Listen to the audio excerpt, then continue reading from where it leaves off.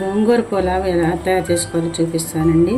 ఈ గోంగూరలో మనకి రక్తపోటు నియంత్రణ చేస్తుంది. గోంగూర మధుమేహ నియంత్రణ చేస్తే కంటి ఆరోగ్యం కాపాడుద్దండి, దంత ఆరోగ్యం కాపాడుతుంది, జీర్ణక్రియని మెరుగుపరుస్తుంది, ఎముకల ఆరోగ్యం కాపాడుతుంది, యాంటీ ఆక్సిడెంట్స్ కూడా ఎక్కువ ఉంటాయి దీంట్లో, ఫోలిక్ యాసిడ్ ఉంటుంది, ఖనిజాలు ఉంటాయి అధికంగా, రోగ నిరోధక శక్తి పెంచుద్దండి. గోంగూరను అప్పుడప్పుడు కూడా మనము మన యొక్క ఆహారంలో అలవాటు చేసుకుంటే మంచిదన్నమాట.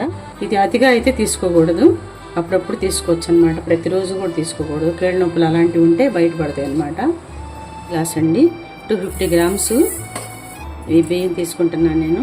ఇంకొక సగము 375 గ్రామ్స్ బియ్యం తీసుకున్నానండి. కడుక్కుని చక్కగా కుక్కర్ పెట్టేసి 3 విజిల్స్ రానిద్దాము. గ్లాస్కి 2 గ్లాసెస్ పోసుకోవాలి వాటరు.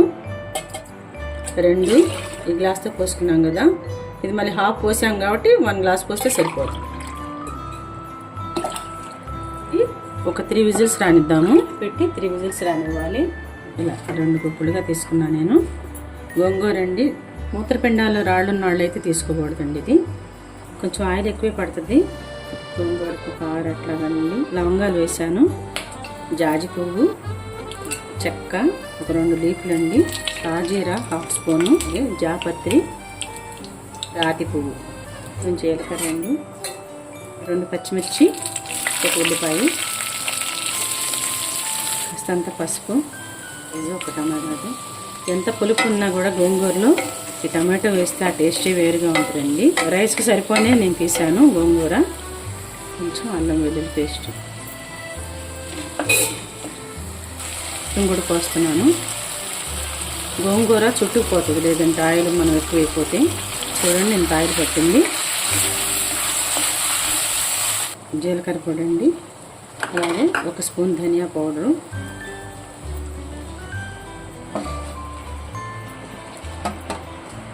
చాలా చాలా టేస్ట్గా ఉంటుందండి గోంగూర రైసు. అసలు గోంగూర మనం పచ్చడి చేసుకుంటేనే ఎంతో అద్భుతంగా ఉంటుంది, అలాంటిది ఇంకా రైస్ అంటే ఇంకా చెప్పవసరం లేదనమాట. సాల్ట్ వేయలేదు కదా, సాల్ట్ వేసుకున్నాము. రైస్ అన్ని కలిపాక మళ్ళీ చూద్దాము.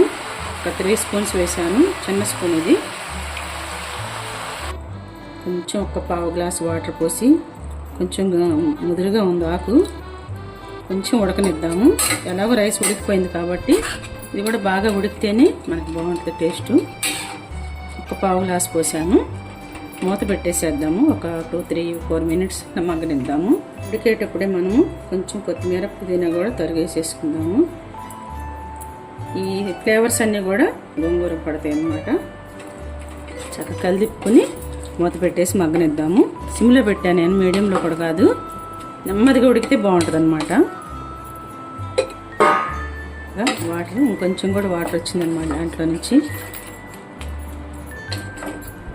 మగ్గిపో వచ్చిందండి. కారం వేసుకుందాము. మనం వేసిన పచ్చిమిర్చి సరిపోదు రైస్ మొత్తానికి. 1 స్పూన్ పైన కారం వేస్తున్నాను. గుంటూరు మిర్చి, చక్కగా గోంగూరకి ఉప్పు, కారం, పులుపు అన్నీ పట్టేటట్టుగా homemade garam masala. Aroma వస్తూ ఉందో. బాండి అయితే పర్వాలేదండి, దాంట్లో సరిపోదు. రైస్ నేను ఇలా బేసిన్లో వేసుకుని దీంట్లో వేసి కలిపేసేస్తాను. చక్కగా పొడి పొడిలాడితే ఉడికిందనమాట. మీకు వీలుంటేనండి ఆ బాండిలోనే కలిపేసుకోవచ్చు అనమాట. ఇంకొంచెం పెద్దదైతే ఎగిరిపోయింది వాటర్ అంతా కూడా.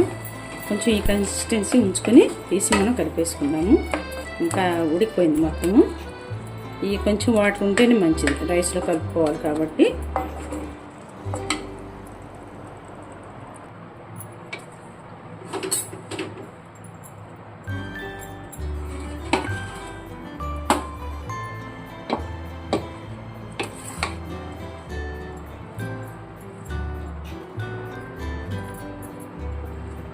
లేదంటే చికెన్తో టేస్టీగా ఉంది చెప్పలేను.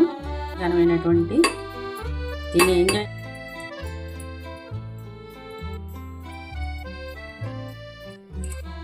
అందరూ కూడా తయారు చేసుకుని అందరూ చెప్పండి. మీకు నచ్చితే షేర్ చేయండి.